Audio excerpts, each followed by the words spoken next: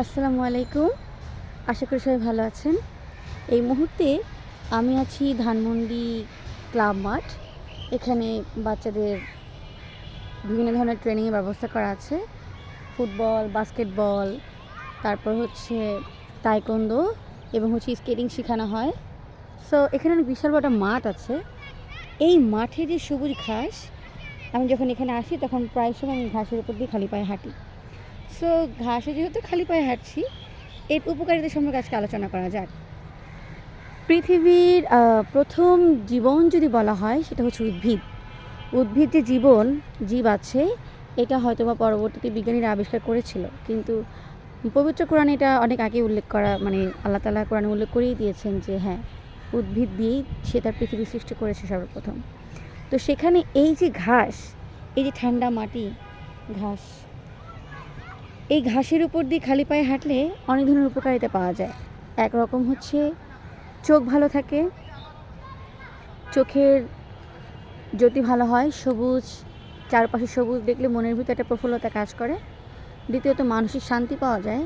যদি কারো অনেক দিন ধরে স্ট্রেস, শারীরিক ইমব্যালেন্স থেকে থাকে, তাহলে সে খালি পায়ে সকালে এবং বিকেলে ঘাসের উপরে হাঁটলে তার হেলথ ভালো থাকবে। আর তাছাড়া ঢাকা শহরে যে পরিমাণ স্পিচ ঢালার রোড, এখানে তো খালি পায়ে হাঁটার কোনো প্রশ্নই আসে না, আমরা তো পারিও না।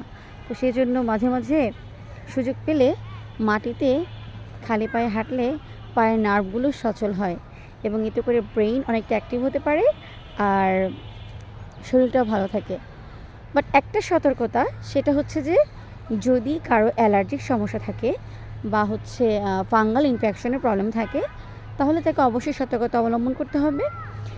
আর যারা আমরা ডায়াবেটিক্সের পেশেন্ট আছি এবং আমরা ডায়েট মেনটেন করছি, তারা নিয়মিত সকালে এবং বিকেলে 20 মিনিট থেকে 30 মিনিট হাঁটতে পারলে তাদের জন্য একটা বেশ উপকারিতা পাওয়া যায়।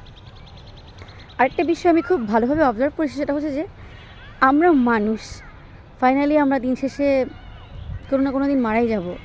পৃথিবী হয়তোবা থেকে যাবে আমার পরেও, আমি হয়তোবা থাকবো না। আমি মারা যাওয়ার পরে যখন এই মাটি নিচে চলে যাব, কিছুদিন পর আমার কবরের উপরে ছোটো ছোটো ঘাস জন্মাবে। সেখানে কিছু চারা লাগালে হয়তো বা সেই চারা থেকে গাছ হবে, গাছ থেকে ফুল হবে। সো আলটিমেটলি কিন্তু আমি এসেছি পৃথিবীতে, তারপর একদিন চলে যাব মাটিতে, মাটিতে আমি আবার ঘাস হয়ে জন্ম নিব, কখনো বা ফুল হয়ে জন্ম নিব। এই কি অদ্ভুত মানুষের জীবন, তাই না? কোনো কিছু স্থায়ী না, কিন্তু আমরা সময়ের সাথে সাথে কি পেলাম না, কত কিছু হারিয়েছি, তার হিসাব কষতে কষতেই আমাদের জীবন শেষ হয়ে যায়।